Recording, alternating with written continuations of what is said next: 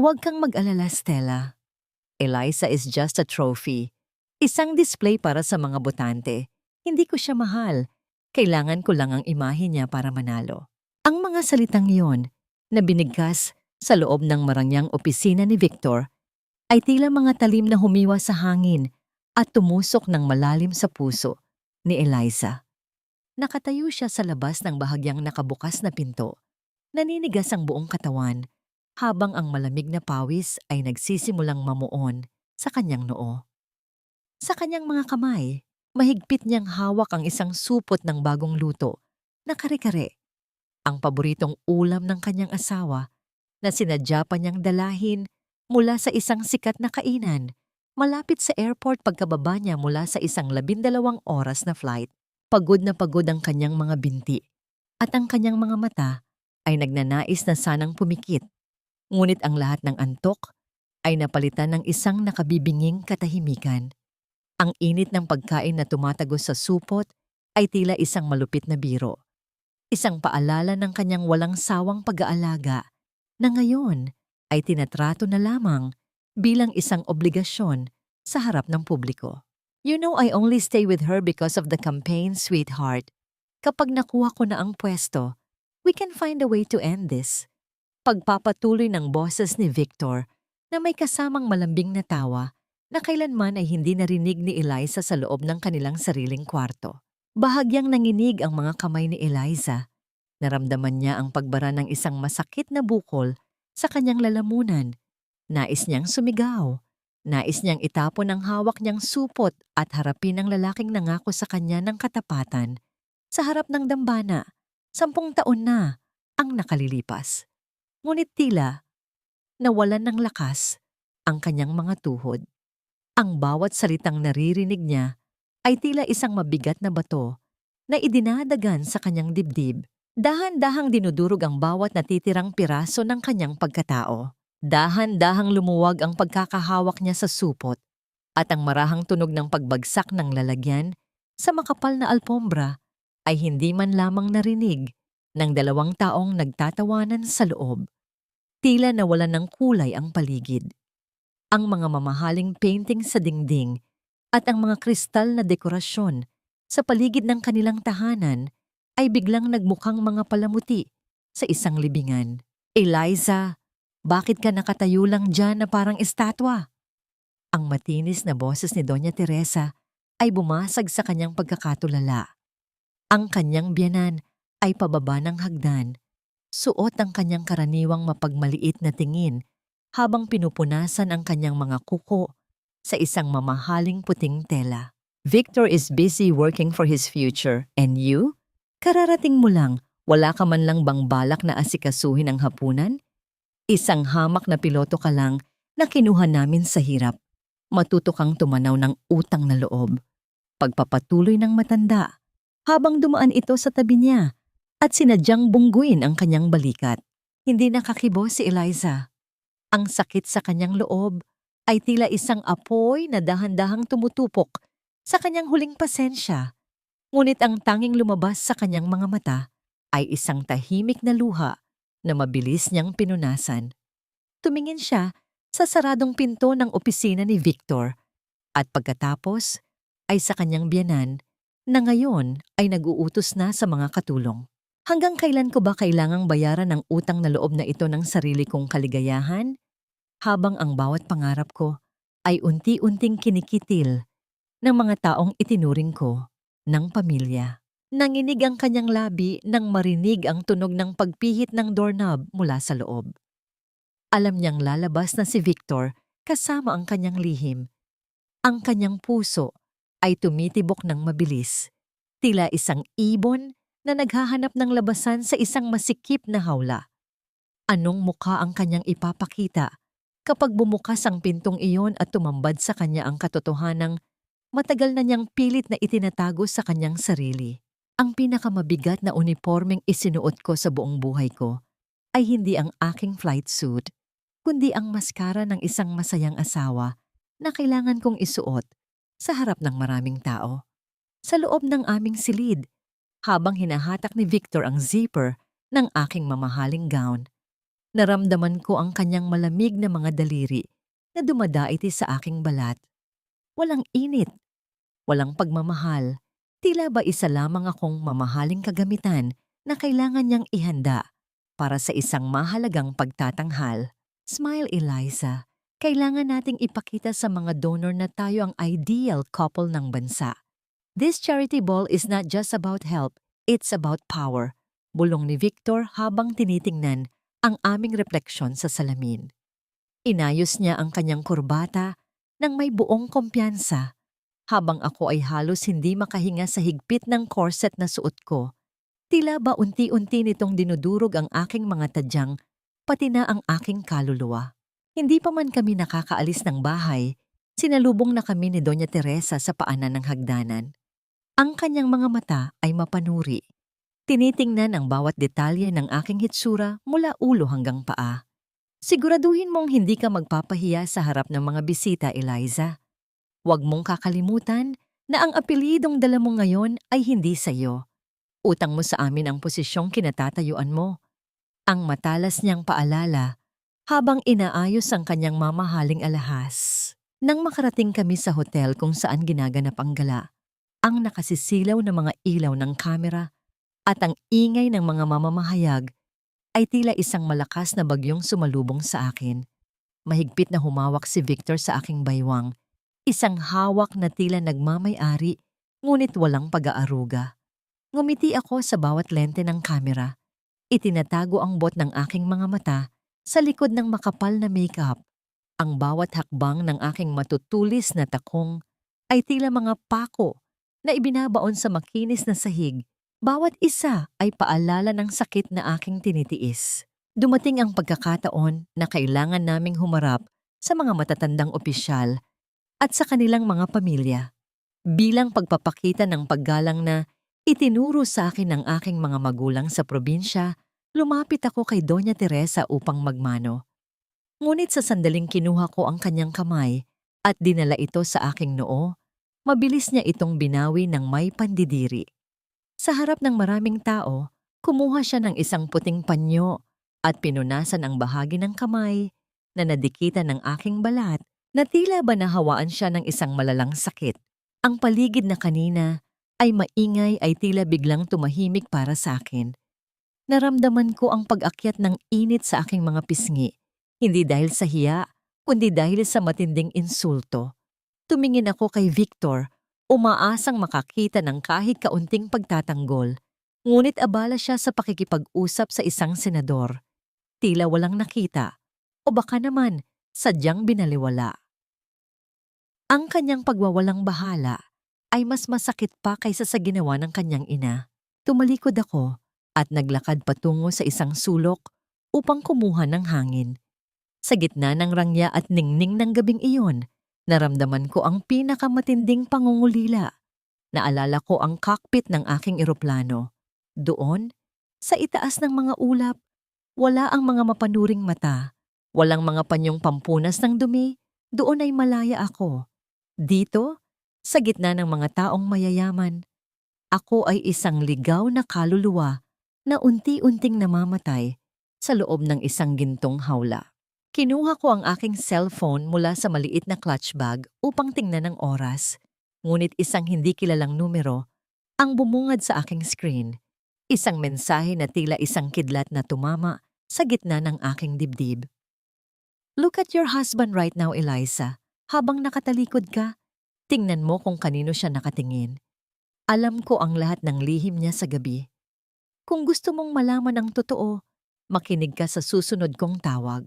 Dahan-dahan kong iniangat ang aking paningin at hinanap si Victor sa gitna ng karamihan.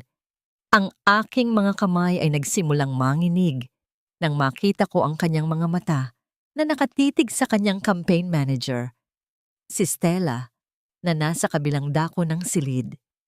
Isang tingin na punong-puno ng pagnanasa, isang tingin na kailanman ay hindi niya ibinigay sa akin. Sino ang nagpadala ng mensaheng ito? At gaano pa kalalim ang mga lihim na pilit nilang ibinabaon sa ilalim ng aking mga paa? Ang gabi ay tila isang saksi na walang imik habang binabaybay namin ang daan pauwi. Ang mga ilaw ng lungsod na mabilis na dumaraan sa bintana ng sasakyan ay nagmumukhang mga guhit ng malungkot na alaala. Sa loob ng sasakyan, ang hangin ay kasing lamig ng yelo, hindi dahil sa aircon, kundi dahil sa katahimikang namamagitan sa amin ni Victor. Nakatingin lamang siya sa kanyang cellphone, ang kanyang muka ay paminsan-minsang nagliliwanag mula sa screen at sa bawat ngiting sumisilay sa kanyang mga labi. Habang nagtitipan ng mensahe, pakiramdam ko ay may isang piraso ng aking puso ang unti-unting nalalagas. Pagdating namin sa aming kwarto, ang liwanag ng buwan na tumatago sa malalaking bintana ay nagbibigay ng isang maputlang kulay sa lahat ng bagay. Huminga ako ng malalim, pilit na tinitipon ang lahat ng natitira kong lakas. Victor, kailangan nating mag-usap. Ang mahina kong simula.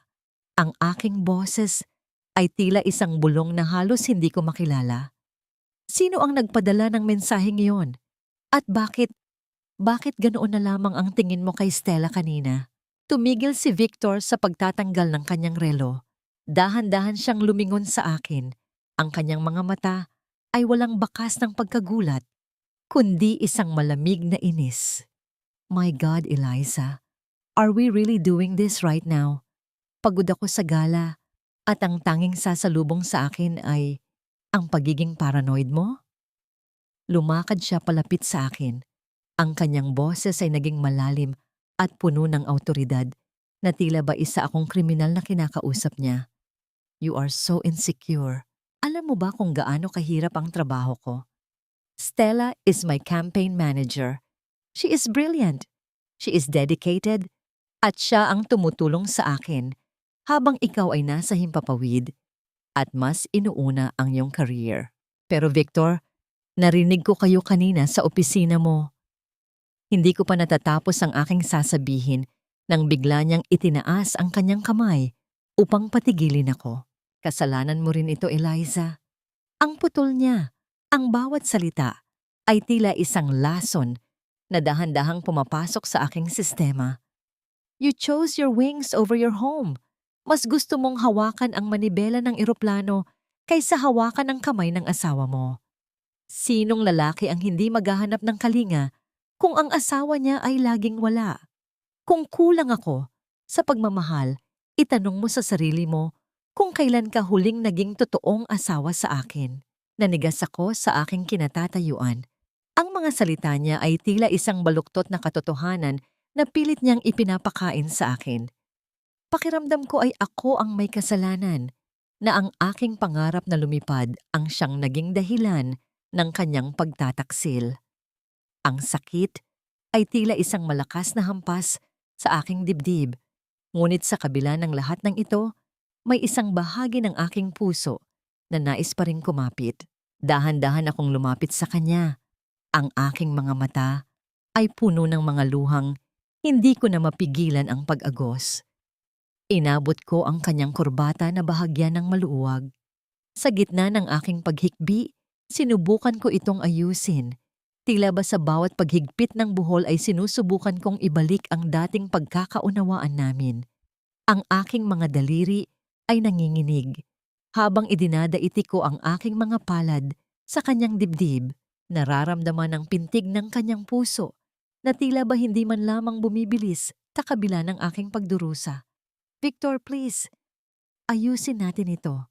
Gagawin ko ang lahat. Handa akong magbawas ng flight hours. Handa akong manatili dito. Huwag mo lang akong itulak palayo. Hindi siya gumalaw. Hinayaan niya lang akong ayusin ang kanyang kurbata. Ang kanyang tingin ay nananatiling nakatuon sa itaas ng aking ulo. Tila ba isa lamang akong istorbo na kailangang tiisin. Matapos kong maayos ang kanyang damit, bahagyan niya akong itinulak ng marahan upang makalayo. Matulog na tayo, Eliza. You're emotional and irrational. Huwag mong idamay si Stella sa mga guni-guni mo. She is just a partner for work. Humiga siya sa kabilang panig ng kama at tinalikuran ako. Nanatili akong nakatayo sa ilalim ng malamig na liwanag ng buwan. Ang aking mga kamay ay nananatiling nakatikom. Kinuha ko ang kanyang coat na itinapon niya sa upuan upang isabit ito ng maayos. Ngunit isang maliit na card ang nahulog mula sa bulsa nito. Dahan-dahan ko itong pinulot. Ito ay isang resibo mula sa isang mamahaling jewelry store. Ang petsa ay noong nakaraang linggo, ang araw na sinabi niyang may mahalaga siyang meeting sa probinsya. At sa likod ng resibo, may isang maikling sulat na may pamilyar na sulat kamay.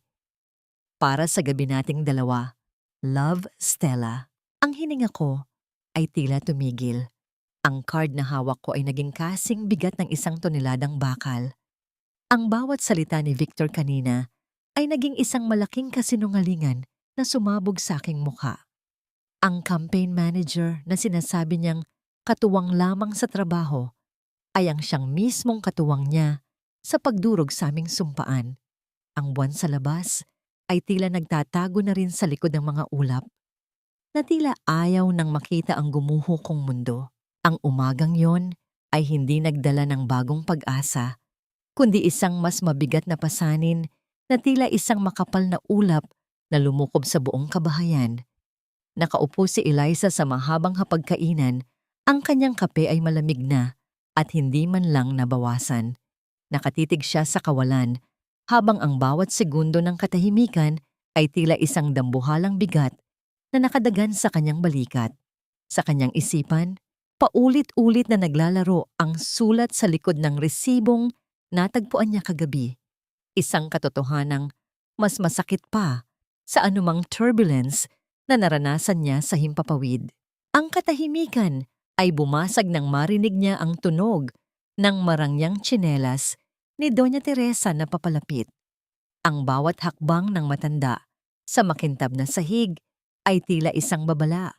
Hindi man lang tumingin ang kanyang biyenan sa kanya nang maupo ito sa kabisera. Ang kanyang mukha ay kasing tigas ng marmol. Bakit ganyan ang hitsura mo, Eliza? Para kang pinagsakluban ng langit at lupa. Ang bungad ni Doña Teresa habang dahan-dahang humihigop ng kanyang tsaa. Huwag mong sabihing dahil lamang sa munting pag-aaway niyo ni Victor kagabi ay magmumukha ka ng ganyan. You should be grateful. Isang hamak na anak ng magsasaka na naging piloto dahil sa tulong namin. Huwag kang masyadong mataas. Naramdaman ni Eliza ang muling pagkirot ng kanyang puso. Tumingin siya sa kanyang biyenan at sa isang sandali, bumalik ang kanyang alaala sa isang malamig na pasilyo ng ospital 10 taon na ang nakalilipas. Naalala niya ang amoy ng gamot, ang tunog ng mga makinang bumubuhay sa kanyang ama, at ang kawalan ng pag-asa na gumagapang sa kanyang buong pagkatao. Noon ay wala silang pamilya, walang pera, at ang tanging paraan upang madugtungan ang buhay ng kanyang ama ay ang malaking halaga na ibinigay ng pamilya ni Victor. Iyon ang simula ng kanyang tanikala. Ang utang na loob na tila isang sumpa na kailangan niyang bayaran habang buhay. Ibinigay nila ang lahat, ang pag-aaral niya, ang panggamot sa kanyang ama, ang marangyang buhay. Ngunit kapalit nito ay ang kanyang kalayaan at ang kanyang karapatang masaktan. Hindi ko po nakakalimutan ang lahat, Mama.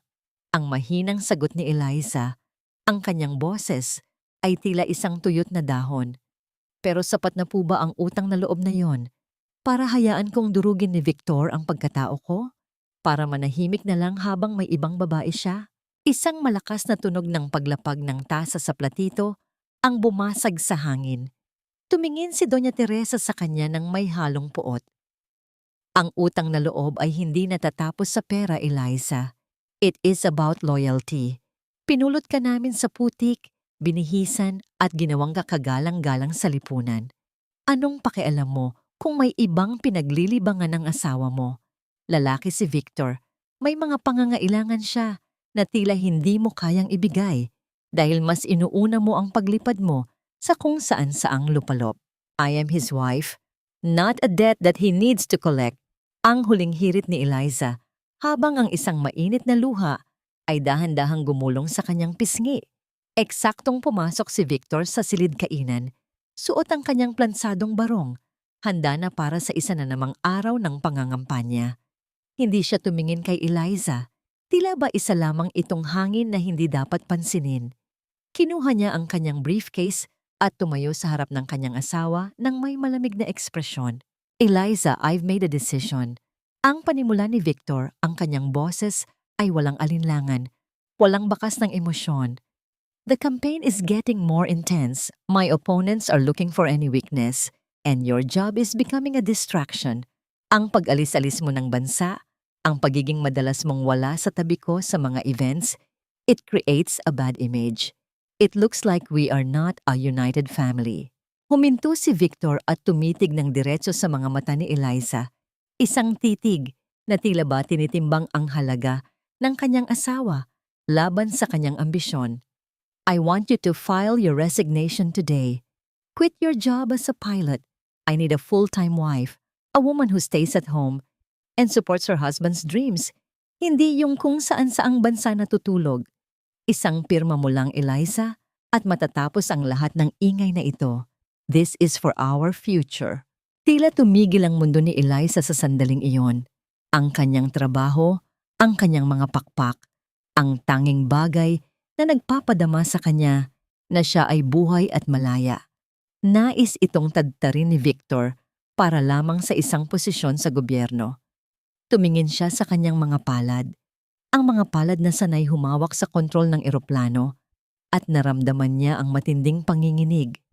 Ang huling piraso ng kanyang sarili ay pilit na kinukuha ng lalaking minahal niya sa ilalim ng utos ng isang utang na loob na tila wala ng katapusan. Ang sabi nila, ang langit ang pinakaligtas na lugar para sa isang taong nais tumakas sa gulo ng mundo. Ngunit habang nakaupo ako sa loob ng cockpit, hawak ang control wheel at pinagmamasdan ang unti-unting paglayo ng mga ilaw ng Maynila. Naramdaman ko ang isang uri ng kalungkutan na hindi kayang liparin ng anumang makina. Ang hiling ni Victor na bitawan ko ang aking lisensya ay hindi lamang isang pabor. Ito ay isang utos na tadtarin ang aking sariling pagkatao upang maging isang dekorasyon sa kanyang altar ng ambisyon. Ang pag-ugong ng mga makina ng eroplano ay tila isang uyayi na nagpapakalma sa aking nagngangalit na kalooban. Dito sa itaas, 10,000 talampakan mula sa lupa. Walang boses ni Doña Teresa na nagpapaalala ng aking utang na loob. Dito, ako ang captain. Ako ang may hawak ng buhay ng daan-daang pasahero. Dito, ang tanging batas na sinusunod ko ay ang batas ng physics at ang direksyon ng hangin. Ngunit sa bawat pagtingin ko sa altimeter, naaalala ko ang mukha ni Victor, ang malamig niyang mga mata na tila nagsasabing wala akong halaga kung wala ang kanyang apelyido. Isang malalim na hininga ang aking pinakawalan habang tinitingnan ang checklist sa aking harapan. Ang bawat switch na aking pinipindot, ang bawat koordinado na aking sinusuri, ay tila isang ritual ng pagbawi sa aking kapangyarihan. Hindi ako susuko. Ang bulong ko sa gitna ng katahimikan ng himpapawid. Hindi ko ibibigay ang aking mga pakpak sa isang taong hindi man lang marunong lumipad ng tapat. Pagkababa ko mula sa aking flight, sa halip na umuwi sa malamig at mapanuring bahay ng mga Navarro, nagtungo ako sa isang maliit at tago na coffee shop sa labas ng airport. Doon, sinalubong ako ng isang lalaking naka-Amerikana, ang aking dating kasamahan sa Air Force na ngayon ay nagtatrabaho bilang isang private investigator. Captain Eliza, sigurado ka ba rito? Mabigat na pangalan ang binabangga natin. Isang maling galaw. Baka hindi lang karir mo ang mawala. Ang seryosong babala ni Mark habang inilalapag ang isang maliit na folder sa lamesa. Wala na akong ibang pagpipilian, Mark. Victor is trying to bury me alive. Kailangan ko ng ebidensya. Hindi lang ng kanyang pagtataksil, kundi ng lahat ng dumi na itinatago niya sa likod ng kanyang malinis na barong. Ang sagot ko, ang aking boses ay matatag, kahit na ang aking mga kamay sa ilalim ng lamesa ay nanginginig sa takot at galit. Kinuha ko ang folder at dahan-dahang binuksan ito sa loob ng aking sasakyan habang nakaparada sa isang madilim na sulok. Ang aking puso ay tila isang tambol na mabilis ang pagtibok. Bawat pintig, ay tila sumasabay sa kaba ng aking dibdib. Sa loob ay may mga larawan, mga dokumento, at isang maliit na memory card. Nang makauwi ako sa bahay, wala si Victor. Marahil ay nasa isa na namang importante na meeting kasama si Stella. Pumasok ako sa aming silid. Ang silid na dapat sana ay santuwaryo ng aming pagmamahalan, ngunit ngayon ay tila isang malamig na selda. Binuksan ko ang aking laptop at isinalpak ang memory card na ibinigay ni Mark. Ang mga imaheng lumabas sa screen ay tila mga lason na pumatak sa aking mga mata. Ang video mula sa nakatagong kamera na inilagay ni Mark sa aming bahay ay malinaw na nagpapakita ng lahat. Nakita ko si Victor, ang lalaking nangako ng katapatan sa akin, habang hinahaplos ang buhok ni Stella sa mismong kama namin. Nakita ko si Stella, suot ang aking paboritong silk robe, habang tumatawa at humihigop ng wine na tila ba siya ang reyna ng tahanang ito. Ngunit ang hindi ko inaasahan ay ang sumunod na narinig ko sa audio ng video. "Huwag kang mag-alala, Stella," ang sabi ni Victor habang humihalik sa balikat ng babae. "Malapit na ang anunsyo. Kapag nakuha ko na ang suporta ng mga donors, ilalabas na natin ang video ni Eliza. Isang skandal lang at mawawala na siya sa eksena nang hindi tayo nagmumukhang masama. Ang publiko pa ang magpapaalis sa kanya sa buhay ko." Nabitawan ko ang aking mouse. Ang aking hininga ay tila naglaho. Ang hangin sa paligid ay naging kasing nipis ng hangin sa tuktok ng Everest. Hindi lang pala pagtataksil ang ginagawa nila. Binabalak nilang wasakin ang aking dangal, ang aking karangalan, at ang lahat ng pinaghirapan ko sa buong buhay ko. Sila ang unang titira. Sila ang unang magbabagsak ng bagyo. Nanginginig kong isinara ang laptop nang marinig ko ang tunog ng sasakyan ni Victor na pumasok sa driveway. Tumingin ako sa salamin, pinunasan ang aking mga luha, at pilit na ibinalik ang maskara ng isang masunuring asawa. Ngunit sa likod ng aking mga mata, may isang apoy na nagsisimulang maglaro. Hindi niyo ako mababagsak ng ganoon kadali. Kung gusto niyo ng giyera, ibibigay ko sa inyo ang isang labanan na hindi niyo malilimutan. Lalayas ka sa bahay na ito, Eliza. Hindi ko akalaing magagawa mo kaming hiyain at babuyin ang apelidong Navarro sa harap ng buong bansa. Ang boses ni Victor ay tila isang kulog na yumanig sa buong sala. Ngunit ang lamig nito ay mas matindi pa sa anumang bagyong naranasan ni Eliza sa himpapawid. Nakatayo si Eliza sa gitna ng silid, hawak ang isang maliit na sewing kit. Katatapos lang niyang tahiin ang butones ng barong na isusuot sana ni Victor para sa isang mahalagang interview sa telebisyon. Isang maliit na gawaing puno ng pagmamahal, isang huling pagtatangka na maging mabuting asawa sa kabila ng lahat. Ngunit ang sewing kit ay dahan-dahang nalaglag mula sa kanyang nanginginig na mga kamay. "Victor, anong sinasabi mo? Hindi ko maintindihan." Ang halos pabulong na sagot ni Eliza. Ang kanyang boses ay tila isang manipis na sinulid na malapit nang maputol. Sa halip na sagot, ihinarap ni Victor ang kanyang cellphone sa mukha ni Eliza. Ang screen ay naglalaro ng isang malabong video, isang babaeng kamukhang kamukha niya. Pabalik-balik sa loob ng isang madilim na silid ng hotel, kasama ang isang lalaking hindi niya kilala. Ang anggulo ay sadyang ginawa upang magmukhang siya ang babaeng nasa video. Nakikipagpalitan ng malalaswang haplos at halik. "Viral na ito, Eliza. Everyone is talking about the cheating pilot wife of the future governor." Ang sigaw ni Victor. Ang kanyang mukha ay pulang-pula sa galit. Isang galit na alam ni Eliza na sadyang inihanda para sa eksenang ito. "I gave you everything. I supported your career. Pinagtanggol kita sa nanay ko. And this is how you repay me? You are a disgrace." Sa likuran ni Victor, nakatayo si Doña Teresa. May hawak na pamaypay at may isang mapait na ngiti sa kanyang mga labi. "Sinasabi ko na nga ba, ang dugong galing sa putik, kahit kailan ay hindi magiging kagalang-galang. Inakit mo ang anak ko para makuha ang yaman namin. At ngayon ay naghahanap ka pa ng ibang lalaki? Napakalandi mo. Hindi ako yan. Victor, alam mong hindi ko magagawa yan. Frame up ito. Ang sigaw ni Eliza. Ang kanyang mga mata ay nagsimulang mapuno ng mga luhang puno ng puot at sakit. Nandito lang ako sa bahay kagabi. You know that. Wala akong pakialam sa mga paliwanag mo. The damage is done. My ratings are dropping because of you. Lumapit si Victor at marahas na hinawakan ang braso ni Eliza. Kinaladkad siya patungo sa pinto. I cannot have a wife like you. Mag-file ka na ng resignation sa airline mo dahil sisiguraduhin kong wala nang kukuha sa iyong kumpanya pagkatapos nito. Binuksan ni Victor ang malaking pinto ng kanilang mansyon.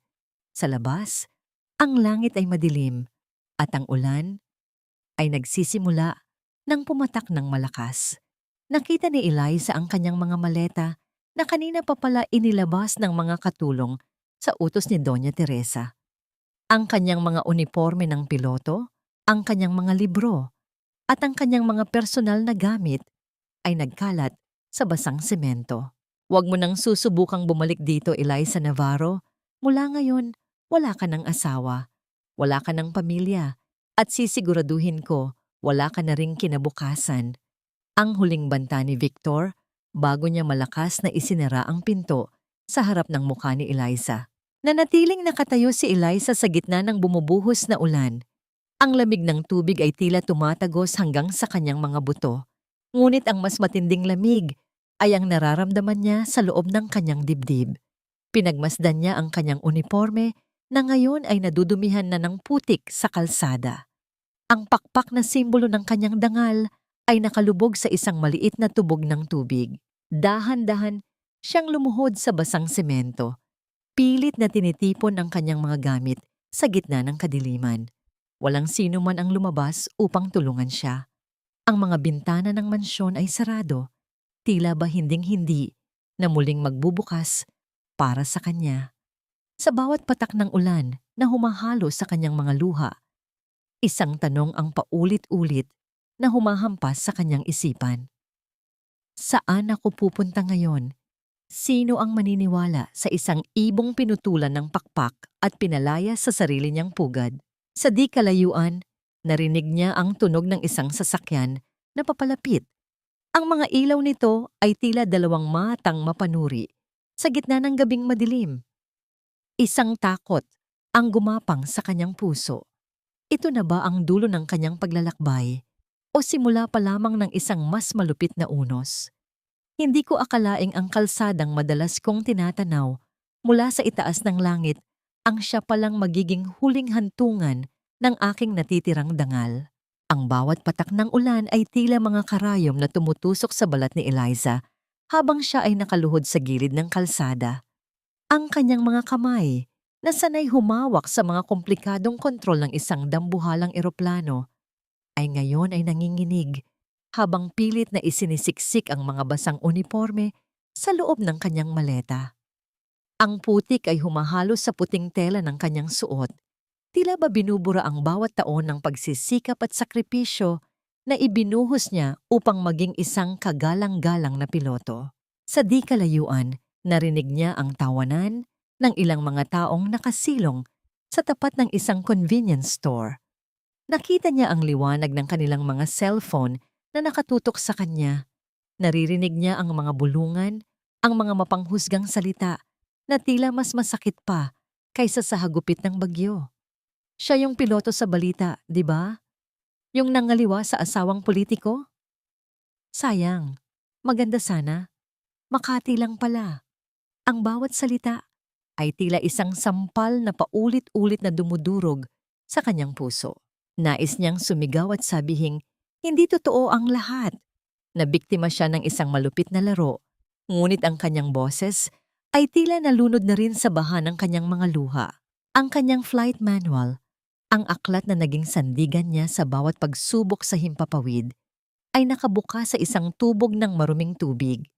Dahan-dahan niya itong pinulot at ang pagkakita sa mga pahinang nabura na, ang mga letra ay tila huling hudyat ng kanyang pagbagsak. Ang pakiramdam ng pagiging isang captain, ang respeto ng mga kasamahan, at ang pangarap na itinaguyod niya para sa kanyang pamilya ay tila lahat naglaho sa isang iglap. Wala siyang pera, wala siyang matutuluyan, at ang lahat ng taong itinuring niyang kaibigan ay tila naglaho na parang bula nang magsimula ang iskandalo. Sa gitna ng kanyang kawalan ng pag-asa, isang lumang sasakyan ang dahan-dahang huminto sa kanyang harapan. Ang ugong ng makina nito ay hindi kasing pino ng mga luxury SUV ni Victor at ang pintura nito ay kupas na sa tagal ng panahon. Ngunit nang bumukas ang pinto, ang amoy na lumabas mula sa loob ay hindi amoy ng mamahaling pabango. Ito ay amoy ng nilabhang damit, amoy ng kalinga, amoy ng tahanan. Eliza, anak ko? Ang boses na yon ay tila isang mainit na kumot na bumalot sa nanginginig niyang katawan. Tumingala si Eliza at nakita ang kanyang nanay Rosa. Suot ang isang lumang kapote na mabilis na bumaba mula sa sasakyan kahit nahirap na itong lumakad dahil sa rayuma. Hindi nagtanong ang matanda, hindi ito nagalit. Sa halip, mabilis nitong niyakap ang basang-basang anak, hinahayaan ng putik na dumikit sa sarili nitong damit. Nay, wala na po ang lahat. Sinira nila ako, Nay. Ang hagulhol ni Eliza habang isinisiksik ang kanyang mukha sa balikat ng kanyang ina. Ang bawat hikbi niya ay tila isang pagsusumbong ng lahat ng sakit na kinimkim niya sa loob ng maraming taon. Tahan na, anak. Nandito na ang nanay. Hindi ka pababayaan ng Diyos. Ang bulong ni Nanay Rosa habang hinahaplos ang likod ni Eliza. Hayaan mo sila. Kung itinapon ka nila rito sa lansangan, iuuwi kita sa lugar kung saan ka tunay na mahal. Doon sa probinsya, doon tayo magsisimulang muli. Isinakay ni Nanay Rosa ang mga basang gamit ni Eliza sa likod ng lumang sasakyan.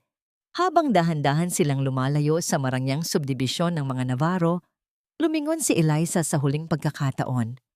Ang mansyong dati niyang itinuring na tahanan ay tila isang malaking puntod na ngayon. Saan nga ba hahantong ang biyaheng ito? Kaya nga bang hilumin ng payak na buhay sa probinsya ang isang pusong tadtad ng sugat at isang dangal na itinapon sa putikan? Sa probinsya, ang tanging ingay na gigising sa'yo ay ang awit ng mga kuliglig at ang kaluskos ng mga dahon ng saging, hindi ang mga mapanghusgang bulong ng mga taong hindi ka naman kilala. Dahan-dahang iminulat ni Eliza ang kanyang mga mata. Hindi ang puting kisame ng mansyon ang bumungad sa kanya, kundi ang mga luma at maitim ng tulasok ng bubong na gawa sa nipa at kawayan. Ang hangin ay amoy lupa at amoy tuyong damo. Isang amoy na matagal na niyang kinalimutan sa gitna ng kanyang marangyang buhay sa lungsod. Sa bawat paghinga niya, nararamdaman niya ang bigat ng kanyang dibdib. Tila ba may isang malaking bato na nakadagan doon? Nagpapaalala sa kanya na ang lahat ng kanyang pinaghirapan ay naglaho na parang usok.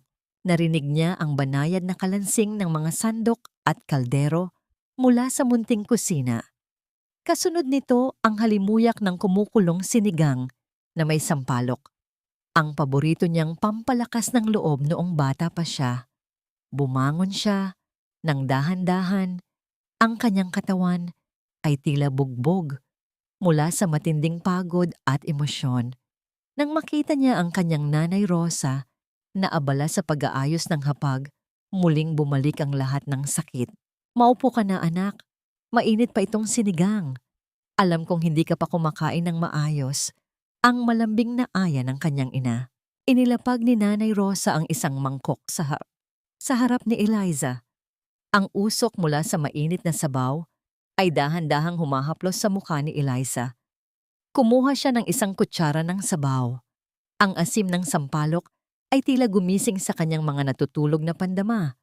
Ngunit kasabay nito ay ang pag-agos ng kanyang mga luha na pumatak ng diretso sa mangkok. Ang bawat subo niya ay may kasamang hikbi. Pakiramdam niya, sa bawat lunok niya ng mainit na sabaw, unti-unting natutunaw ang yelo sa kanyang puso. Nay, bakit po ganito? Ginawa ko naman ang lahat. Naging mabuting asawa ako. Pinilit kong intindihin sila kahit tinatapakan na ako. Ang basag na boses ni Eliza.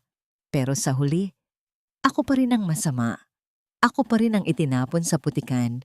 Tumigil si Nanay Rosa sa kanyang ginagawa. Lumapit siya kay Eliza at dahan-dahang naupo sa tabi nito. Inilagay ng matanda ang ulo ng kanyang anak sa kanyang kandungan. Isang pwesto na dati-rati ay sandigan ni Eliza noong siya ay natatakot pa sa kulog at kidlat. Naramdaman ni Eliza ang magaspang at kulubot na mga palad ng kanyang ina na dahan-dahang humahaplos sa kanyang buhok, isang haplos na punong-puno ng pagmamahal at pag-unawa. "Anak, makinig ka sa akin," ang mahinang simulala ni Nanay Rosa. "Hindi kasalanan ang magkamali ng minahal. Ang pagkakamali ay nasa kanila dahil hindi nila nakita ang hiyas na nasa harap nila. Ang langit ay malawak, Eliza. Minsan, kailangang bumagsak ng ulan para luminaw ang paningin natin. Hayaan mo silang magsaya sa kanilang mga kasinungalingan dahil ang katotohanan ay tila isang buto na ibinaon sa lupa. Balang araw, sisibol din iyan at magpapakita ng liwanag." Sa gitna ng katahimikan ng hapon, habang ang araw ay dahan-dahang lumulubog sa likod ng mga bundok, naramdaman ni Eliza ang isang uri ng kapayapaan na matagal na niyang hinanap. Ang bawat haplos ng kanyang ina ay tila isang gamot na naghihilom sa kanyang mga sugat. Dito sa ilalim ng bubong na nipa, sa piling ng nag-iisang taong hindi siya kailanman hinusgahan, naramdaman niyang muli na siya ay tao. Hindi isang tropeo, hindi isang piloto, kundi isang anak na minamahal. Ngunit ang katahimikan ng kanilang hapon ay biglang bumasag ng marinig ang tunog ng gulong ng isang motorsiklo na huminto sa tapat ng kanilang bakod. Ang yabag ng mabibigat na sapatos sa tuyong lupa ay tila isang babala ng bagyong hindi pa natatapos. Isang lalaking nakauniporme ang lumapit at may hawak na isang puting sobre na may selyo ng korte. "Para kay Captain Eliza Navarro po?" ang tanong ng lalaki. Nanginig ang kamay ni Eliza habang kinukuha ang sobre. Binuksan niya ito at binasa ang bawat salitang nakasulat. Ang kanyang paningin ay nagdilim nang mabasa ang nakasulat, "Notice of immediate suspension of pilot license," at ang kasama nitong petition for annulment of marriage na isinampa ni Victor, kung saan idinedetalye ang lahat ng kanyang kasalanan at pagbawi sa anumang karapatan niya sa kanilang ari-arian. Nalaglag ang papel mula sa kanyang kamay. Hindi pa pala tapos si Victor. Nais niyang siguraduhin na kahit saang dako ng mundo magpunta si Eliza, wala na siyang pakpak na gagamitin upang muling lumipad. "Nay, kinuha na nila ang lahat," ang pabulong na sabi ni Eliza. Ang kanyang mga mata ay nananatiling nakatitig sa kawalan. "Wala na akong lisensya. Wala na akong karera. Gusto nila akong mabulok dito sa lupa. Akala nila, kapag kinuha nila ang aking lisensya, mawawalan na ako ng saysay. Akala nila, ang isang ibong pinutulan ng pakpak ay mamamatay na lang sa lungkot sa ilalim ng puno. Ngunit nakalimutan nilang ang agila. Kahit nasa lupa, ay mayroon pa ring matatalas na kuko at paningin." Nakatitig si Eliza sa mga papel na nakakalat sa ibabaw ng lumang lamesang kahoy. Ang selyo ng korte ay tila isang sumpa na nagdedeklara ng kanyang kamatayan bilang isang piloto. Sa labas, naririnig niya ang paulit-ulit na tunog ng pagpalo ni Nanay Rosa sa mga basang damit na nilalabhan nito sa batya. Ang bawat hampas ng kahoy sa tela ay tila sumasabay sa pintig ng kanyang puso. Mabagal, matatag, at unti-unting nag-aapoy sa galit. Hindi sapat kay Victor na paalisin siya sa bahay. Hindi sapat na hiyain siya sa buong bansa. Gusto nitong siguraduhin na hinding-hindi na siya makakaangat muli. Ang pagpapatigil sa kanyang lisensya ay ang huling pako sa kabaong na inihanda ni Victor para sa kanya. Ngunit sa gitna ng matinding kawalan, isang alaala ang biglang kislap sa kanyang isipan. Isang bagay na kinuha niya mula sa mansyon bago siya tuluyang kinaladkad palabas. Mabilis siyang tumayo at hinalughog ang kanyang lumang maleta. Sa ilalim ng mga gusot na uniforme, naramdaman ng kanyang mga daliri ang malamig na metal ng kanyang lumang iPad. Ito ang gamit na madalas niyang iwan sa home office ni Victor dahil doon siya nagcha-charge bago ang kanyang mga international flight. Dahil sa pagmamadali ng mga Navarro na itapon siya, hindi nila napansin na ang device na ito ay automatikong nakasync sa cloud network ng bahay, kabilang ang mga files sa computer ni Victor. Nanginginig ang mga daliri ni Eliza habang binubuksan ang device. Ang liwanag ng screen ay tumama sa kanyang mukha sa gitna ng madilim na silid. Naghahanap siya, nag-scroll at nagdasal. Doon, sa isang folder na nakatago sa ilalim ng mga pangalan ng mga pekeng proyekto sa gobyerno, nakita niya ang lahat. Ang mga litrato ng mga dokumento ng offshore accounts, ang mga listahan ng mga supplier na nagbibigay ng kickback kay Victor, at ang mga mensahe sa pagitan ni Victor at ng isang hacker tungkol sa pag-edit ng video na ginamit laban sa kanya. Nahanap ko na kayo. Ang bulong ni Eliza. Ang kanyang boses ay malamig at puno ng determinasyon. Akala niyo ay tapos na ako. Akala niyo ay mananatili akong biktima na iiyak na lang sa isang sulok. Lumabas siya ng silid at nakita ang kanyang ina na nagpapatuyo ng mga damit sa bakuran. Ang sikat ng araw ay tumatagos sa mga telang puti na nagbibigay ng isang mapayapang anyo kay Nanay Rosa. Lumapit si Eliza at kinuha ang dulo ng isang kumot upang tulungan ang kanyang ina sa pagsasampay. Ang kanyang mga kamay, na dati ay sanay sa mga mamahaling lotion at air-conditioned na cockpit, ay ngayon ay nadidikit sa magaspang na sampayan at basang tela. Nay, ang tawag niya. Ang kanyang tingin ay nakatuon sa malawak na palayan sa kanilang harapan. Hindi ako susuko. Hindi ko hahayaang manalo ang kasamaan nila. Lilipad ako ulit, Nay. At sa pagkakataong ito, ako ang magiging bagyo na gigiba sa kanilang lahat. Tumitig si Nanay Rosa sa kanyang anak. Nakita ng matanda ang apoy sa mga mata ni Eliza. Isang apoy na mas matindi pa sa sikat ng araw sa probinsya. Gawin mo ang dapat mong gawin, anak. Huwag kang matakot dahil ang katotohanan ang iyong magiging hangin sa ilalim ng iyong mga pakpak. Bumalik si Eliza sa loob at kinuha ang kanyang lumang cellphone. May isang numero siyang tinawagan. Isang dating kaklase sa flight school na ngayon ay isang matapang na investigative journalist. Alam ni Eliza na hindi sapat ang ebidensya kung wala itong tamang plataporma. Kailangan niyang maging matalino. Kailangan niyang maghintay ng tamang pagkakataon upang pakawalan ang katotohanang sasabog sa mukha ni Victor. Ngunit habang nagpaplano si Eliza, isang itim na sasakyan ang dahan-dahang gumagapang sa kalsada patungo sa kanilang bahay. Ang mga tinted na bintana nito ay tila mga matang nagmamasid sa bawat galaw niya. Sino ang mga taong ito? Natuntun na ba siya ni Victor? O may iba pang lihim na naghihintay sa kanya sa gitna ng katahimikan ng probinsya? Kinuha ni Eliza ang kanyang iPad at itinago ito sa ilalim ng kanyang damit.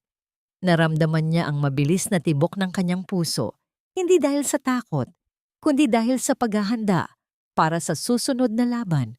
Ang laban para sa kanyang dangal ay hindi na lamang tungkol sa kanya. Ito ay tungkol sa pagpapatunay na ang katotohanan, kahit gaano pa katagal ibaon, ay laging hahanap ng paraan upang sumikat. Ang pinakamahirap na paglipad ay hindi ang pagbagtas sa gitna ng malakas na unos, kundi ang pagpapanggap na ang iyong mga pakpak ay tuluyan ng nabali at wala ka ng kakayahang muling pumaitaas. Nakatayo si Eliza sa ilalim ng malaking puno ng mangga sa likod ng kanilang bahay, pinagmamasdan ang pagdaloy ng tubig sa sapa.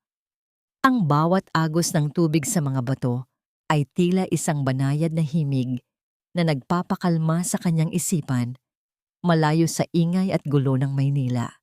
Sa kanyang harapan ay si Mika, isang matalik na kaibigan at investigative journalist na handang itaya ang pangalan para sa katotohanan. Ang kanilang pagkikita ay lihim, malayo sa mga matang mapanuri ng mga tauhan ni Victor na balita niya ay paikot-ikot pa rin sa bayan. Eliza, sigurado ka ba rito? Kapag inilabas natin ang mga files na ito, walang balikan. This will burn the entire Navarro Empire to the ground. Ang seryosong sabi ni Mika habang tinitingnan ang mga dokumento sa iPad. Ang liwanag ng screen ay nagpapakita ng mga listahan ng mga pekeng kumpanya at ang mga transaksyong nag-uugnay kay Victor sa ilegal na pagpopondo ng kanyang kampanya. Sigurado ako, Mika. He didn't just break my heart, he tried to erase my existence. Kailangan niyang malaman na ang langit na madalas niyang tingnan ay ang lugar kung saan ako ang hari at hindi niya ako pwedeng ibagsak ng walang kapalit. Ang sagot ni Eliza, ang kanyang boses, ay malamig at puno ng determinasyon. Nagpalitan sila ng mahigpit na yakap, isang pangako ng pagtutulungan bago mabilis na umalis si Mika, bit-bit ang kopya ng mga ebidensya. Pagbalik ni Eliza sa kanilang bakuran, nakita niya ang isang itim na sasakyan na pamilyar sa kanyang paningin. Ito ang sasakyan ni Attorney Santos, ang tapat na aso ni Victor. Mabilis na nagbago ang anyo ni Eliza. Ginusot niya ng bahagya ang kanyang lumang duster. Hinayaan niyang humulagpos ang ilang hibla ng kanyang buhok at pinababa ang kanyang balikat. Ikinubli niya ang talas ng kanyang mga mata sa likod ng isang matamlay at tila sumusukong tingin. Attorney Santos, anong ginagawa niyo rito? Ang tanong ni Eliza. Ang kanyang tinig ay sadyang ginawang nanginginig at mahina, tila isang hungkag na kawayan na madaling mabali ng hangin. Captain, o baka dapat kong sabihing Eliza na lang, ang mapang-uyam na bati ng abogado habang inilalabas ang isang folder. Pinapunta ako rito ni Victor. Gusto niyang malaman kung kamusta na ang bakasyon mo at gusto rin niyang ibigay ito sa'yo. Inabot ni Eliza ang folder. Ito ay isang paanyaya para sa isang National Peace and Unity Press Gala na gaganapin sa susunod na linggo. Sa likod ng marangyang card ay may maikling sulat mula kay Victor. Magpaliwanag ka sa publiko. Humingi ka ng tawad sa harap ng kamera at baka bawiin ko ang kaso laban sa'yo.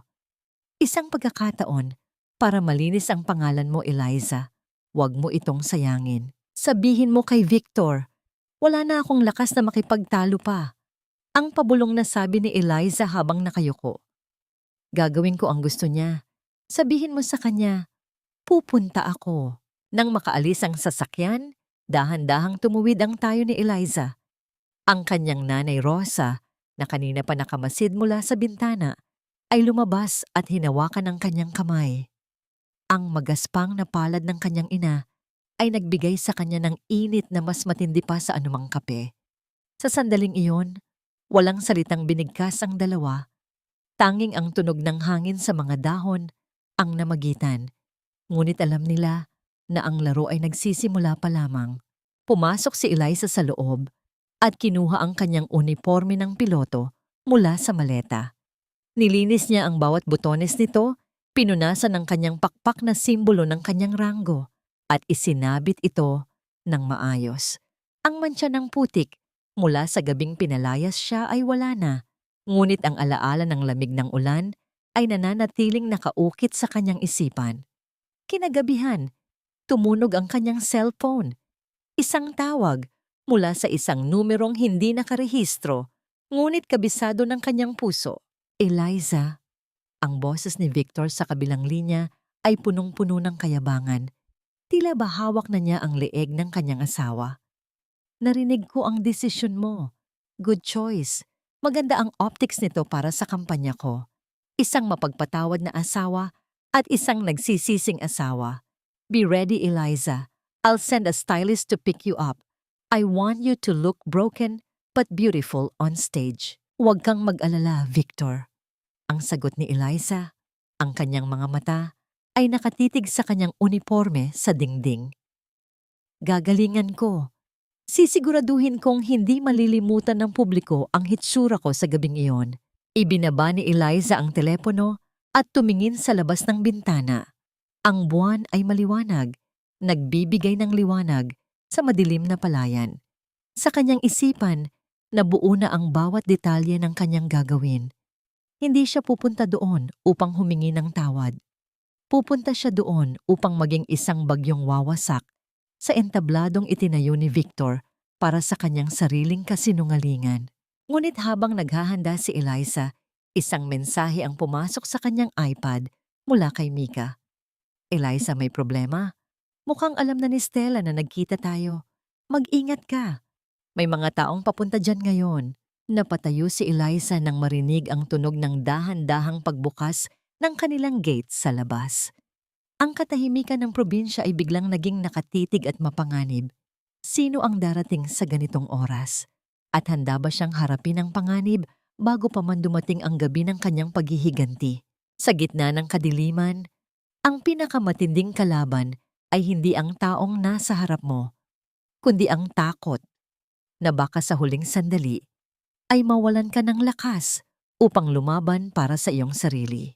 Ang tunog ng metal na dahan-dahang kinakalikot sa kandado ng pinto ay tila isang malamig na daliri na gumagapang sa likod ni Eliza. Sa loob ng maliit na silid, ang tanging liwanag ay ang mula sa buwan na tumatagos sa mga siwang ng dingding na kawayan.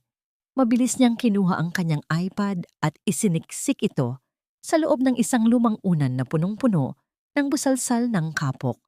Bago siya mabilis na humiga sa tabi ni Nanay Rosa na mahimbing na natutulog, ang bawat yabag ng mabibigat na sapatos sa sahig na kawayan ay naglilikha ng maliliit na ingay na tila ba sumasabay sa mabilis na pagtambol ng kanyang dibdib. Naramdaman ni Eliza ang amoy ng sigarilyo at basang lupa, isang amoy na hindi kabilang sa kapayapaan ng kanilang tahanan. Sa pamamagitan ng kanyang bahagyang nakadilat na mga mata, nakita niya ang anino ng dalawang lalaki na may hawak na mga flashlight, hinahalughog ang kanyang mga gamit sa isang sulok. "Wala rito ang tablet. Siguraduhin niyo na hindi natin ito maiiwan." Utos ni Stella na kailangang makuha ang kahit anong gadget na dinala niya mula sa Maynila. Ang pabulong na utos ng isa sa mga lalaki. Nanigas si Eliza. Ang galit ay tila isang apoy na nagniningas sa loob ng kanyang mga ugat. Ngunit pinigilan niya ang kanyang sarili. Alam niyang hindi siya pwedeng lumaban ng pisikal, kailangan niyang manatiling mahina sa kanilang mga mata. Nang lapitan ng isa sa mga lalaki ang kanilang higaan, sadyang gumalaw si Eliza at nagkunwaring nagising.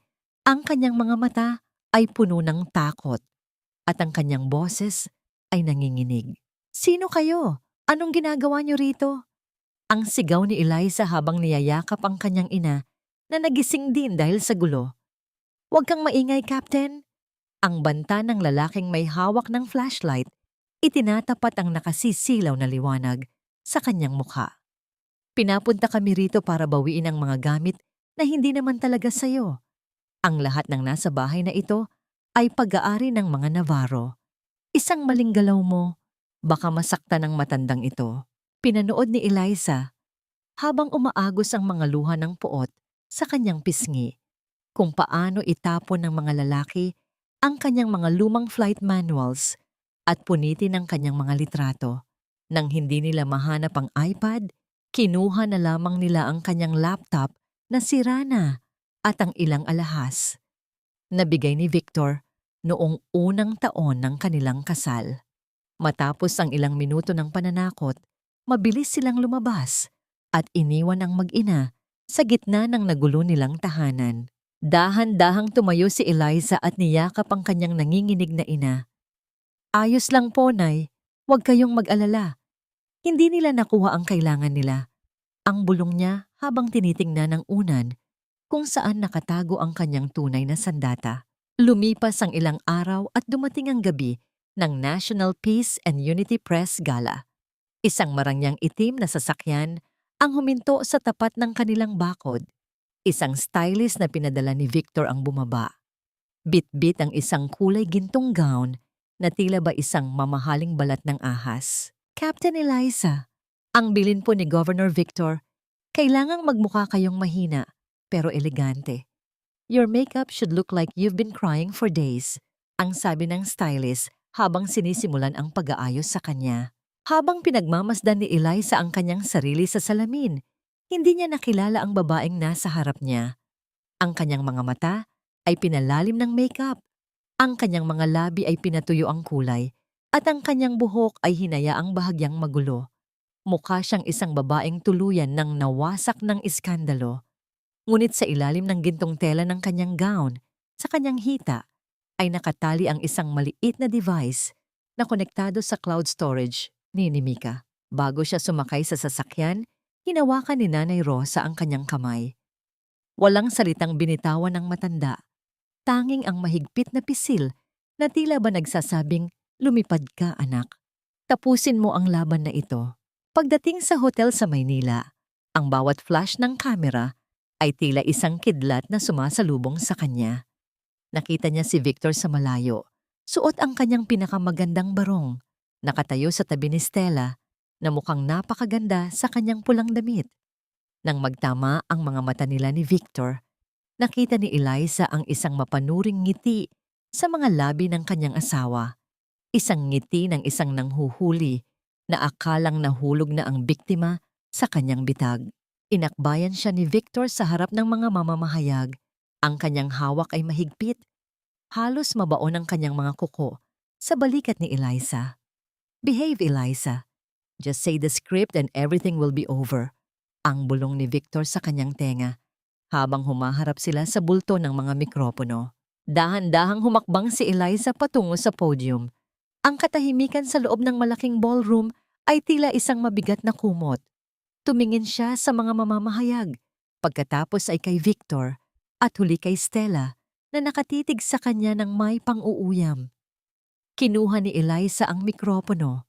Ang kanyang kamay ay nanginginig, hindi dahil sa takot, kundi dahil sa matinding pananabik na pakawalan ang katotohanang matagal nang nakakulong. "Magandang gabi sa inyong lahat." Ang simula ni Eliza. Ang kanyang boses ay mahina, ngunit malinaw, na naririnig sa buong silid. "Nandito ako ngayong gabi upang sabihin ang totoo. Ang katotohanang hindi nyo naririnig sa mga balita. At ang katotohanang pilit na ibinaon ng mga taong pinagkakatiwalaan ko." Nakita ni Eliza ang pagbabago sa mukha ni Victor. Ang mga mata nito ay nanlaki at ang kanyang panga ay nagingit-ngit. Sinubukan ni Victor na lumapit upang kunin ang mikropono. Ngunit isang hakbang pabalik ang ginawa ni Eliza habang itinaas ang kanyang tingin ng may buong giting. "Victor, akala mo ba ay madali mo akong mapapatahimik?" Biglang namatay ang lahat ng ilaw sa ballroom at sa malaking screen sa likod ni Eliza, isang video ang nagsimulang maglaro. Ang ballroom ay napuno ng bulungan na tila isang dambuhalang bubuyog na nagngangalit. Ano ang nakita ng publiko sa screen na nagpatahimik maging sa pintig ng puso ni Victor? Ang bawat kislap ng liwanag mula sa malaking screen ay tila isang kidlat na tumatama sa gitna ng ballroom, binubura ang dilim at inilalantad ang katotohanang matagal nang itinago sa likod ng mga ngiti at mararangyang kasuotan. Ang ingay ng mga mamamahayag ay biglang napalitan ng isang nakabibiminging katahimikan nang lumabas sa screen ang mukha ni Victor at Stella. Hindi bilang mga kasamahan sa trabaho, kundi bilang mga magkasabwat sa isang talamak na panloloko. "Huwag kang mag-alala, Stella. Eliza is just a trophy. Isang display para sa mga botante. Isang scandal lang at mawawala na siya sa eksena." Ang boses ni Victor, na dati ay puno ng tamis at pangako, ay naging kasing talas ng isang patalim na humihiwa sa kanyang sariling dangal. Nakikita ng buong bansa ang paghalik niya sa balikat ni Stella, ang pagtatawanan nila habang pinaplano ang pagwasak sa isang babaeng wala namang ibang ginawa kundi ang magmahal at magsakripisyo. Kasunod nito ay ang mga dokumento, mga listahan ng mga offshore accounts at ang mga transaksyong nagpapatunay na ang pondong ginagamit sa kampanya ay galing sa pawis at luha ng mga mamamayang kanyang pinapangakuan ng pagbabago. Napalingon si Eliza kay Victor. Ang mukha ng kanyang asawa ay wala ng bakas ng kayabangan. Ito ay naging maputla, tila isang bangkay na pilit na binubuhay ng takot. Ang kanyang panga ay nanginig at ang kanyang mga mata ay nanlilisik habang nakatingin sa screen. Sinubukan ni Victor na sumigaw. Nais niyang patigilin ang video, ngunit ang bawat tauhan sa ballroom ay tila estatwa na hindi makagalaw sa tindi ng revelasyon. Fake yan! That's an AI deepfake! Sinisiraan ako ng mga kalaban ko. Ang sigaw ni Victor. Ang kanyang boses ay pumiyok. Sa gitna ng desperasyon, lumapit siya kay Eliza at marahas na hinablot ang mikropono. Ngunit hindi siya hinayaan ng mga bumbero ng media na makalapit. Ang mga kamera ay tila mga baril na nakatutok sa kanya. Bawat flash ay isang bala na tumatapos sa kanyang karera. Nanatiling nakatayo si Eliza sa gitna ng entablado. Ang kanyang kulay gintong gown ay kumikinang sa ilalim ng mga spotlight, ngunit hindi na siya mukhang isang biktima. Ang kanyang likod ay tuwid na parang isang kapitan na nagpapatakbo ng eroplano sa gitna ng pinakamalakas na bagyo. Ang kanyang mga mata, na dati ay puno ng luha, ay ngayon ay nagliliyab sa isang uri ng kapayapaan na tanging katotohanan lamang ang makakapagbigay. Hindi ito deepfake, Victor. Ito ang bunga ng iyong kasakiman. Ang malamig na sabi ni Eliza. Ang kanyang boses ay umalingaw-ngaw sa bawat sulok ng silid. Akala mo ba ay madali mong mapapatay ang apoy ng isang babaeng tinapakan mo ang dangal? Binigyan mo ako ng gintong hawla, ngunit nakalimutan mong tinuruan ako ng aking ama na lumipad, at ang isang ibong marunong lumipad. Kailanman ay hindi matatakot sa iyong mga pananakot. Sa kabilang dako, si Stella ay tila isang basang sisiw na pilit na nagtatago sa likod ng mga kurtina, ngunit ang mga mamamahayag ay tila mga gutom na lobo na sumunod sa kanya. Ang kahihiyang dinala nila kay Eliza ay 10 beses na bumalik sa kanila sa gabing iyon. Ngunit ang tensyon ay lalong tumindi nang biglang bumukas ang malalaking pinto ng ballroom. Isang grupo ng mga lalaking nakauniforme ng National Bureau of Investigation ang pumasok. Ang tunog ng kanilang mabibigat na sapatos sa sahig ay tila hudyat ng katapusan. Ang lahat ay nagkagulo. Sinubukan ni Victor na tumakas patungo sa likod ng entablado, ngunit bago pa man siya makahakbang ng malayo, isang pamilyar na boses ang pumigil sa kanya. Victor Navarro, you are under arrest for plunder and conspiracy to commit libel. Habang pinapanood ni Eliza ang kanyang asawa na pinapoposan sa harap ng buong bansa, naramdaman niya ang isang matinding bigat na nawala sa kanyang dibdib. Ngunit sa gitna ng tagumpay na ito, isang anino ang lumapit sa kanya mula sa likuran. Isang mabilis na pagdampi ng isang malamig na bagay sa kanyang tagiliran ang nagpatigil sa kanyang hininga. Akala mo ba ay tapos na ito, Eliza? Ang pabulong na boses ni Stella, ang kanyang mga mata ay puno ng kabaliwan at puot. Kung babagsak kami, sisiguraduhin kong kasama ka naming hihiga sa lupa. Naramdaman ni Eliza ang matulis na dulo ng isang maliit na patalim na nakatago sa ilalim ng panyo ni Stella. Ang paligid ay nagkagulo dahil sa pag-aresto kay Victor at walang nakakapansin sa panganib na nasa tabi mismo ni Eliza. Ang kanyang tagumpay ay tila may kasamang malupit na kapalit. Ang lamig ng talim na nakadiin sa aking tagiliran ay tila isang malupit na paalala na ang bawat tagumpay ay may kalakip na panganib. Sa gitna ng pagkakaingay ng mga tao at ang pagkaladkad ng mga awtoridad kay Victor, nanatili kaming dalawa ni Stella sa isang nakabibinging katahimikan. Ang kanyang hininga ay mabilis at mainit sa aking tenga, amoy ng alak at desperasyon. Ang gintong gown na suot ko, na dapat ay simbolo ng aking muling pagbangon, ay tila naging isang marupok na baluti laban sa puot ng isang babaeng nawalan na ng lahat. You ruined everything, Eliza. Isang pirasong papel lang ang kailangan mo, di ba? Pero pinili mong sunugin ang buong mundo namin. Ang pabulong na boses ni Stella, ang kanyang mga kamay ay nanginginig sa galit. Sa tingin mo ba ay makakalipad ka pa ulit pagkatapos nito? I will make sure na bago ako mabulok sa kulungan, wala ka ng buhay na babalikan. Sa mga sandaling iyon, ang aking isipan ay tila bumalik sa loob ng cockpit sa gitna ng isang malakas na turbulence. Ang aking puso ay tumitibok ng mabilis, ngunit ang aking mga kamay ay nananatiling kalmado. Ito ang itinuro sa akin ng himpapawid na sa gitna ng pinakamalakas na bagyo, ang tanging paraan upang makaligtas ay ang huwag magpadala sa takot. Dahan-dahan kong ibinaling ang aking tingin sa kanya. Walang bakas ng pagmamakaawa, kundi isang malalim na awa para sa isang taong naging alipin ng sarili niyang ambisyon. Stella, look at Victor. Ang malamig kong sagot. Ang boses ko ay matatag, gaya ng isang kapitan na nagbibigay ng huling utos bago ang pagbagsak. Tingnan mo ang lalaking ipinaglaban mo. Hindi ka man lang niya nilingon nang pilitin siyang ilabas ng mga pulis. You were never his partner, Stella. You were just another tool, just like me. At ngayon, pareho tayong itinapon ng pagkakataon. Bahagyang lumuwag ang pagkakahawak ni Stella sa patalim nang mapatingin siya kay Victor na ngayon ay isinasakay na sa sasakyan ng mga pulis nang hindi man lang lumingon sa ballroom. Ang sakit at pagkalito sa kanyang mga mata ay naging pagkakataon ko.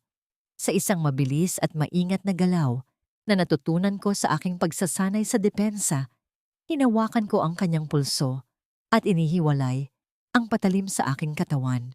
Ang tunog ng pagbagsak ng kutsilyo sa makintab na sahig ay tila isang hudyat na bumasag sa tensyon. Mabilis na rumesponde ang mga gwardiya at ang mga miyembro ng NBI. Pinanood ko kung paano nila pinalibutan si Stella. Ang kanyang mga sigaw ng pagmumura ay unti-unting humina habang inilalayo siya sa akin. Ang ballroom na dati ay puno ng ningning ay tila naging isang malaking guho ng mga pangarap na itinayo sa kasinungalingan. Tumayo ako sa gitna ng entablado, mag-isa. Ang mga mamamahayag ay muling nagkagulo, pilit na humihingi ng aking pahayag, ngunit ang aking paningin ay nakatuon sa malayo. Naramdaman ko ang pagod na nanunuot sa aking mga buto. Ang pagod ng 10 taon ng pagtitimpi, ng pagpapanggap, at ng pagtatago. Dahan-dahan kong hinubad ang aking mga hikaw at inilapag ang mikropono. Sa gitna ng kaguluhan, isang pamilyar na mukha ang nakita ko sa may pintuan. Si Mika, kasama ang aking nanay Rosa, na kanina pa pala dinala rito para saksihan ang aking tagumpay. Ang nangiti ng aking ina, ang kanyang mga mata na puno ng luha ng kagalakan, ay sapat na upang malaman kong, sa wakas, tapos na ang giyera. Ngunit bago ako makahakbang pababa, isang lalaking nakauniforme ng Civil Aviation Authority ang lumapit sa akin. May hawak siyang isang asul na folder. Ang aking puso ay tila tumigil. Ito na ba ang formal na pagbawi sa aking lisensya? Ito na ba ang kabayaran sa lahat ng iskandalong ito? Captain Eliza Navarro, ang seryosong sabi ng opisyal. Nakarating sa aming opisina ang lahat ng ebidensya ng frame-up na ginawa laban sa inyo. Pagkatapos ng isang mabilis na review ng inyong track record at ng mga bagong katotohanan, mayroon kaming mahalagang anunsyo para sa inyo. Nanginig ang aking mga kamay habang inaabot ang folder. Sa loob ng marangyang ballroom, sa ilalim ng mga dambuhalang chandelier, naramdaman ko ang muling pagtibok ng aking mga pangarap. Ngunit ang nakasulat sa loob ng folder ay hindi lamang tungkol sa aking lisensya. Ito ay isang hamon na hinding-hindi ko inaasahan, isang landas na magdadala sa akin sa isang bagong langit na hindi ko kailanman naisip na mararating. Ang bawat salita sa dokumentong hawak ko ay tila mga bituin na dahan-dahang nagbibigay ng liwanag sa madilim na gabi ng aking buhay. Hindi lamang ito pagbabalik ng aking lisensya. Ito ay isang formal na paumanhin mula sa kinauukulan. Captain Eliza Navarro, your integrity as a pilot and as a person has been proven beyond doubt. Ang sabi ng opisyal habang nakikipagkamay sa akin. Ang bigat na dinala ko sa loob ng maraming buwan ay tila naging mga balahibo na dinala ng hangin. Ngunit ang hustisya ay hindi lamang para sa akin. Sa mga sumunod na araw, ang buong bansa ay naging saksi sa pagguho ng kaharian ng mga Navarro. Ang mga balita sa telebisyon ay punong-puno ng mga ulat tungkol sa pagkakakulong ni Victor at Stella. Ang mga ari-arian na sadyang kinuha mula sa kaba ng bayan ay isa-isang binawi ng pamahalaan.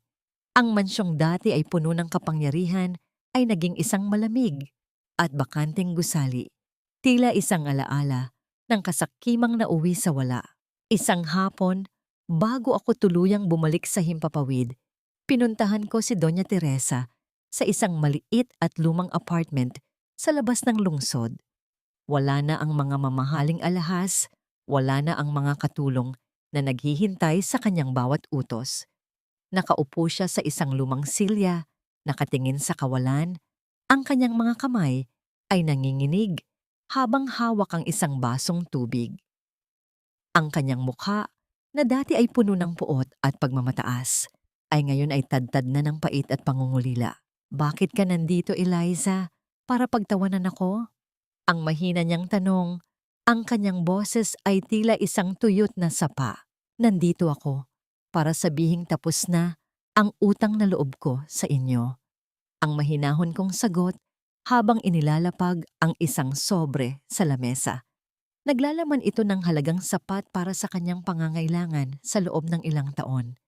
Ang huling kabayaran sa panggamot ng aking ama noon. Binayaran ko na kayo ng higit pa sa pera. Binayaran ko kayo ng aking katahimikan, ng aking luha, at ng 10 taon ng aking buhay. Ngayon, malaya na ako.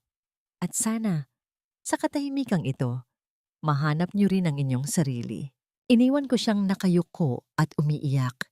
Hindi dahil sa pagsisisi, kundi dahil sa kawalan ng kapangyarihang dati ay kanyang sinasamba. Habang naglalakad ako palabas, naramdaman ko ang init ng sikat ng araw sa aking mukha. Ang amoy ng kalsada at ang ingay ng lungsod ay tila naging isang masayang musika sa aking pandinig. Ang bawat hakbang ko ay magaan. Tila ba ang aking mga paa ay hindi na nakasayad sa lupa. Kinagabihan, pinuntahan ko si Victor sa piitan. Nakita ko siya sa likod ng mga rehas, suot ang orange na uniforme. Wala na ang makinis na barong, wala na ang kayabangan sa kanyang mga mata. Nang makita niya ako, sinubukan niyang lumapit at humawak sa bakal. Ang kanyang mga labi ay nanginginig sa pagsisikap na magsalita. "Eliza, please, tulungan mo ako. Alam kong mahal mo pa rin ako.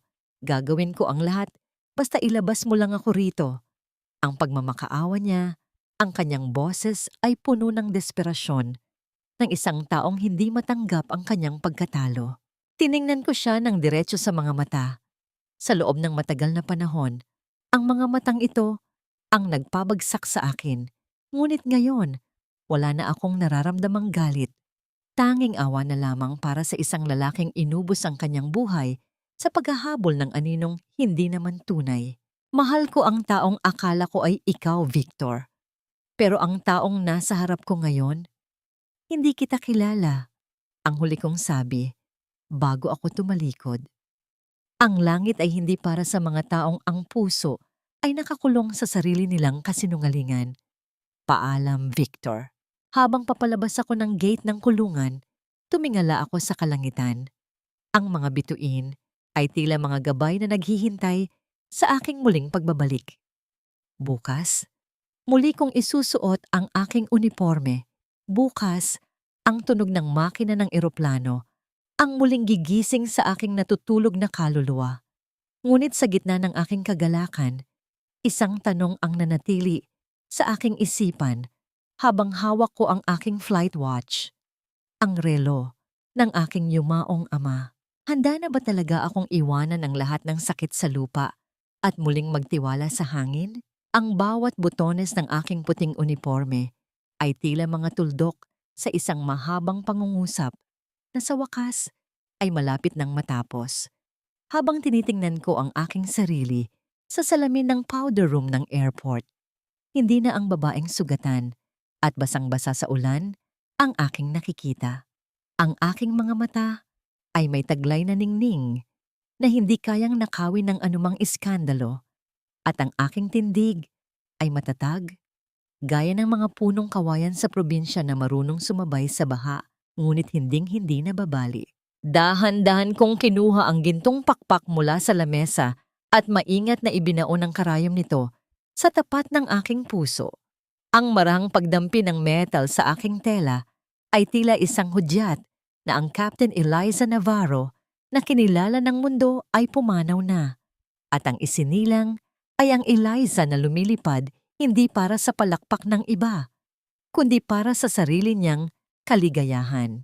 Paglabas ko sa gate patungo sa aircraft, sinalubong ako ng aking mga crew. Nakita ko sa kanilang mga mata ang paghanga at respeto na hindi nabahiran ng anumang pag-aalinlangan. "Welcome back, Captain," ang bati ng aking co-pilot na may kasamang malapad na ngiti at isang tapat na pagpupugay. Walang salitang sapat na makakapaglarawan sa init na dumaloy sa aking dibdib sa sandaling iyon. Ang bawat hakbang ko sa jet bridge ay tila isang pag-akyat patungo sa aking tunay na tahanan. Pumasok ako sa loob ng cockpit, ang lugar kung saan ang bawat switch at monitor ay tila mga lumang kaibigan na matyagang naghintay sa aking pagbabalik. Umupo ako sa kaliwang upuan, isinuot ang aking headset at naramdaman ang pamilyar na pagyakap ng seatbelt. Sa aking harapan, ang runway ay nakalatag na tila isang malawak na pagkakataon. Naghihintay na aking yakapin. "Ladies and gentlemen, this is your captain speaking." Ang simula ko. Ang aking boses ay umalingaw-ngaw sa buong cabin. "This is Captain Eliza. It's a beautiful day to fly, and I am honored to take you to your destination. To those who are going through their own storms right now, just remember, above the thickest clouds, the sun is always shining. Sit back, relax, and enjoy the flight." Narinig ko ang mahinang palakpakan mula sa mga pasahero sa kabilang panig ng pinto. Isang tunog na tila banayad na ulan sa aking pandinig. Nang makuha ko ang clearance mula sa tower, dahan-dahan kong itinulak ang throttle. Ang dambuhalang makina ay nagsimulang gisingin ang buong eroplano. Ang bawat bahagi nito ay nanginginig sa pananabik. Sa bawat metrong binabagtas namin sa runway, nararamdaman ko ang paghihiwalay ng aking kaluluwa sa lahat ng sakit ng nakaraan. Nang maramdaman ko ang pag-angat ng mga gulong mula sa lupa, tila ba kasabay nitong lumipad ang lahat ng bigat na dinala ko sa loob ng 10 taon. Ang mga dambuhalang gusali ng lungsod ay unti-unting lumiit hanggang sa magmukha na lamang silang mga laruan. Ang mansyon ng mga Navarro, ang mga opisina ng gobyerno, ang mga madidilim na pasilyo ng korte, lahat sila ay naging maliliit na tuldok na lamang sa malawak na mapa ng mundo. Habang nasa itaas ng 10,000 talampakan, tinitigan ko ang abot-tanaw kung saan ang asul ng langit ay humahalik sa puti ng mga ulap. Wala nang Victor na magdidikta ng aking halaga. Wala nang Doña Teresa na magpapaalala ng aking utang na loob. Ang tanging naririnig ko ay ang banayad na paghampas ng hangin sa labas ng bintana at ang mahinahong tibok ng aking sariling puso. Pagkatapos ng aking shift, bumalik ako sa aming probinsya. Hindi na ako nakasakay sa marangyang sasakyan. Sapat na sa akin ang sariwang hangin at ang payak na pamumuhay. Nakita ko ang aking nanay Rosa na naghihintay sa tapat ng aming gate. May hawak na pamaypay at may pinakamagandang ngiti sa mundo. "Anak, kamusta ang langit?" Ang tanong niya habang niyayakap ako ng mahigpit. "Napakaganda, Nay. Mas malapit po ako sa Diyos doon." Ang sagot ko habang inilalapag ang aking gamit. Naupo kami sa aming beranda habang ang araw ay dahan-dahang lumulubog sa likod ng mga bundok, nag-iiwan ng kulay ube at ginto sa kalangitan. Sa di kalayuan, isang bahaghari ang dahan-dahang nabubuo sa gitna ng manipis na ambon. Ang katahimikan ng hapon ay punong-puno ng pag-asa. Napatawad ko na ang aking sarili, napatawad ko na ang mundo. Ang sugat ng kahapon ay naging mga pilat na lamang na nagpapaalala sa akin kung gaano ako kalakas. Ang paglipad ay hindi lamang tungkol sa pagkakaroon ng pakpak. Ito ay tungkol sa lakas ng loob na bitawan ang lahat ng nagpapabigat sa iyo upang mahanap mo ang iyong sariling langit. At sa wakas, sa gitna ng payak na buhay at malayang bukas, nahanap ko na ang aking hantungan. Ang mga sugat ng nakaraan ay hindi na mahapdi. Sila ay naging mga pilat na lamang na nagpapaalala sa akin ng aking pinagdaanan. Sa bawat paglubog ng araw sa aming probinsya, habang pinagmamasdan ko ang malawak na palayan na dahan-dahang nagiging kulay ginto, nararamdaman ko ang isang uri ng katahimikan na hindi kayang ibigay ng anumang kayamanan o kapangyarihan. Napatawad ko na ba sila?